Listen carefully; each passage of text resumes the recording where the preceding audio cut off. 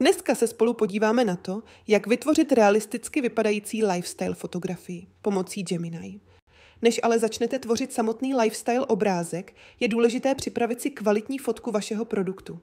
Ideálně na bílém nebo jednobarevném pozadí, aby byl dobře vidět a aby ho umělá inteligence dokázala přesně zasadit do scény. Ale poradí si i s jinou lifestyle fotografií, jen vygenerovaný výsledek nemusí být úplně přesný.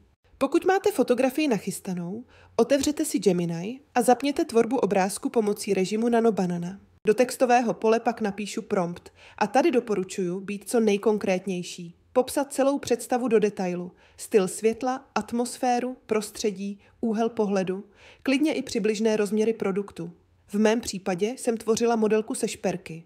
A právě díky detailnímu popisu se dá AI směrovat tak, aby výsledek co nejvíc odpovídal představě. Já jsem ještě chtěla, aby modelka měla na ruce i prsten, takže jsem jednoduše přidala další prompt a nahrála fotku prstenu, který chci do obrázku dosadit.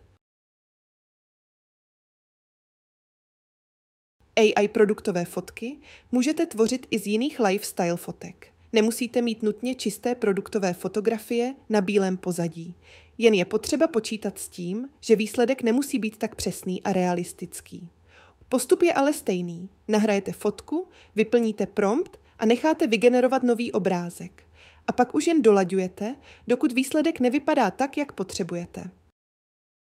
Pokud se vám tenhle návod líbil a chcete víc tipů, jak pracovat s AI, tvořit rychlejší vizuály nebo zefektivnit váš obsah, nezapomeňte mě sledovat.